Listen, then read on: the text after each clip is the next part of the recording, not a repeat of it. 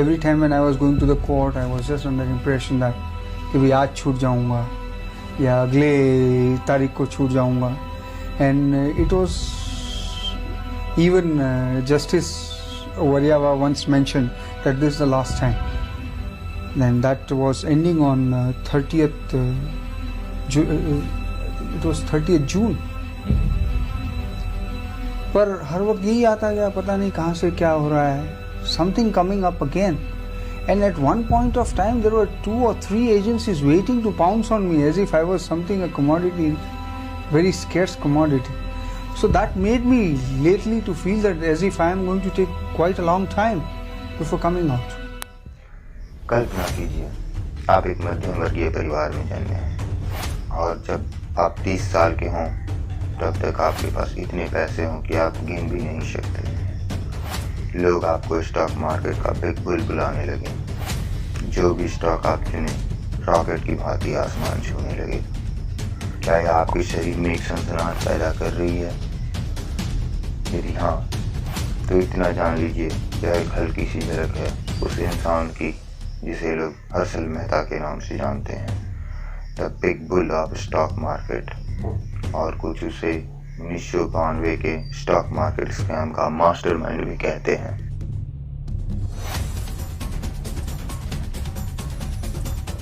वह स्कैम इतना बड़ा था कि अगर उसे आज के हिसाब से देखा जाए तो वह 24,000 करोड़ से भी कहीं ज्यादा का होगा.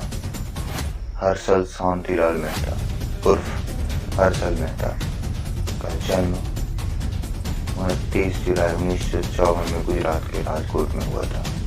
उसका बचपन मुंबई में गुजरा जहां से उसने अपना ग्रेजुएशन कंप्लीट किया. उसके बाद उसने 8 साल तक कई जगहों पर छोटी छोटी नौकरियां की. That's a very long story, I don't know. But I can say that I had the opportunity to have exposure in my life of ups and downs of various different business, going through the different cycles, business cycles. If I go back in my olden days, yes, I feel that I don't think any MBAs or any business person gets this kind of exposure like what all I have got, and I got the practical exposure. Stock market में अच्छी जानकारी होने के बाद 1984 में हर्षल मेहता ने अपनी grow more research and asset management नामक कंपनी बनाई और बॉम्बे स्टॉक एक्सचेंज में ब्रोकर की मेंबरशिप ले ली. इसके बाद हर्षल मेहता ने कभी पीछे मुड़कर नहीं देखा और स्टॉक मार्केट का बादशाह बन गया.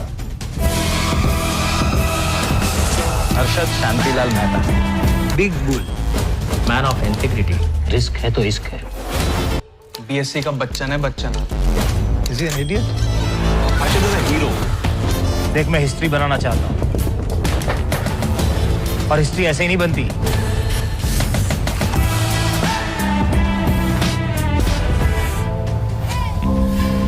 देखो मैं सिगरेट नहीं पीता पर जेब में लाइटर जरूर रखता हूँ धमाका करने के लिए. पर आपको पता है मेरा सबसे बड़ा क्राइम क्या है? कि मैं हर्षद मेहता हूँ. उसकी कामयाबी को देखते हुए लोग उसे बिग बुल एवं Amitabh Bachchan of stock market कहने लगे. वह मधुरी हाउसिंग कॉर्पोरेट सोसाइटी में 9 अपार्टमेंट का मालिक था. सारे अपार्टमेंट्स को एक कर अपनी ज्वाइंट फैमिली को रहने दे दिया. हर्षल मेहता आलिशान लग्जरी कार्स का भी काफी शौकीन था. उसके पास इंपोर्टेड कार्स का एक बड़ा सा फील्ड था जिसमें टोयोटा लेक्सस कारों का नाम शामिल था, जिसे मुंबई के बड़े बड़े अमीरों को भी खरीदने की हैसियत नहीं थी. आपको जरूर आश्चर्य हो रहा होगा कि एक साधारण सा नौकरी करने वाला आदमी इतना ज्यादा पैसे वाला कैसे बन सकता है और बड़ा सा स्कैम कैसे कर सकता है, वो भी स्टॉक मार्केट में, जिसको समझना काफी मुश्किल होता है. तो इसे समझने के लिए सबसे पहले आपको रेडी फॉरवर्ड डील और बैंक रिसीप्ट यानी VR एंड RFD के बारे में जानना होगा. लेकिन उससे पहले आप चैनल को सब्सक्राइब करें और बेल आइकन को दबा दें.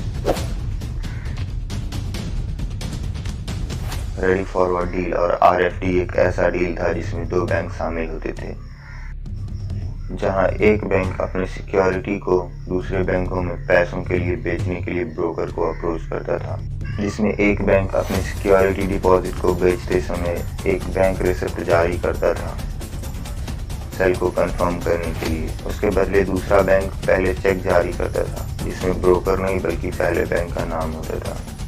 लेकिन हर्षल मेहता के केस में ऐसा नहीं होता था, क्योंकि वह एक बहुत ही नामी ब्रोकर था। इसलिए दूसरा बैंक पहले बैंक के नाम चेक जारी करने के बजाय डायरेक्टली हर्षल मेहता के नाम चेक जारी कर देता था। बदले में वो कुछ समय मांगता था सिक्योरिटी डिपॉजिट एवं चेक दूसरे बैंक में जमा करने के लिए। इस दौरान चूंकि सारे चेक उसी के नाम होते थे तो वह पैसे बैंक को ना देकर सारे पैसे स्टॉक मार्केट में लगा देता था। बाद में जब बैंक उससे पैसे मांगता था तो वह किसी दूसरे बैंक के पास उसी डिपॉजिट के बदले पैसा लेकर पहले बैंक को दे देता था।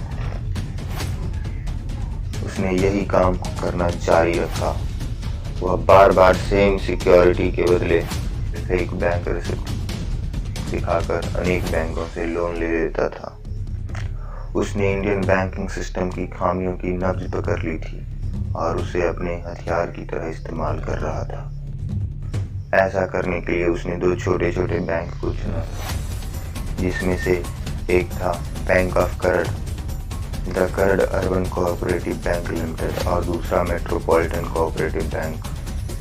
चूंकि ये बैंक बड़े नहीं थे तो वह काफी समय तक बैंक रिसिप्ट को अपने पास ही रखता था। उसने RFD एवं BR की खामियों के जरिए स्टॉक मार्केट में इतना पैसा लगा दिया कि एक बार उसने ACC का शेयर प्राइस 200 रुपए से 9,000 रुपए तक कर दिया, यानी कि कुछ ही समय में शेयर वैल्यू में 4400% से अधिक की बढ़त। इस स्कैम को एक जर्नलिस्ट सुजीता दलाल के द्वारा खुलासा किया गया और जैसे ही हर्षल मेहता का स्कैम बाहर आया, शेयर मार्केट के इतिहास में सबसे बड़ा झटका लगा और धड़ाम से शेयर मार्केट नीचे गिर गया। इस स्कैम ने भारत के पूरे बैंकिंग सिस्टम को हिलाकर रख दिया था। बाद में जांच के बाद पता चला कि उस घोटाले में कई सारे बैंक के उच्च अधिकारी भी शामिल थे। फेक बैंक रिसिप्ट के बारे में खुलासा के बाद विजया बैंक के चेयरमैन ने आत्महत्या कर ली। This whole scam, or whatever you call irregularities, has been not committed by any one person or any one group of persons. It is the whole business. Lately it came out that yes, it has been the system of the market and 80% of the trading volume has been going beyond RBI regulations.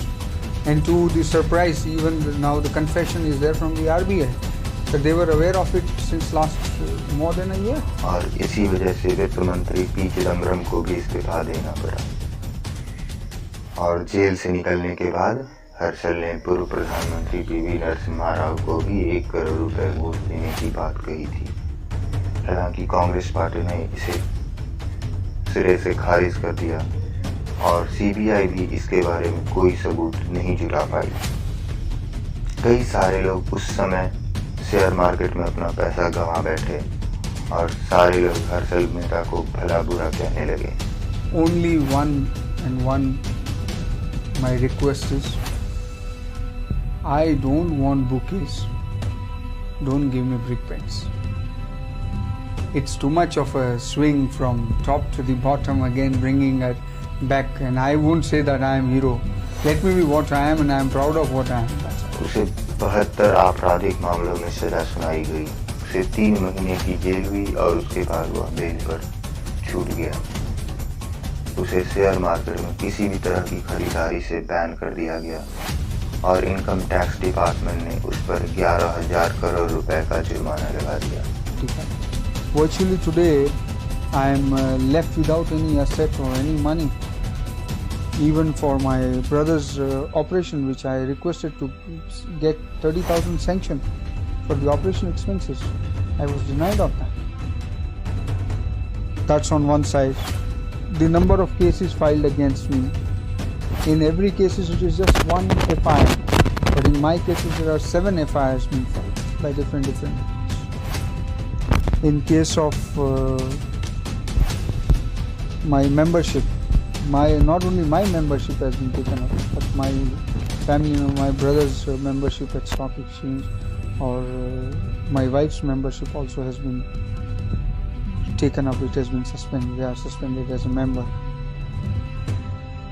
Number of agencies going after me. It was not only income tax slapping a huge, ridiculous amount of 10,000 crore and odd as income tax.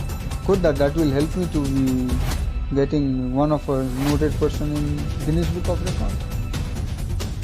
काफ़ी सारी सुनवाई के बाद उसे 1999 में 5 साल की सजा हाईकोर्ट द्वारा सुनाई गई और ठाणे जेल में भेज दिया गया।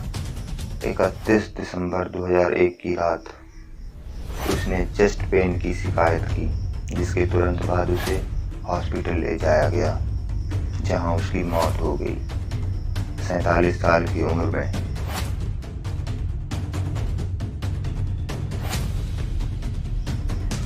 कुछ लोग अभी भी मानते हैं कि उसने कोई क्राइम नहीं किया था, बल्कि उसने तो भारतीय बैंकिंग सिस्टम की एवं फाइनेंशियल सिस्टम की खामियों का फायदा उठाया था।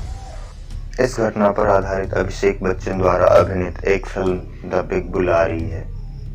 इसके अलावा एक वेब सीरीज सोनी लिव पर 9 अक्टूबर से आ रही है। Thank you for watching. Please subscribe our channel and click the bell icon. Also, like the video and comment your views about this. Thank you.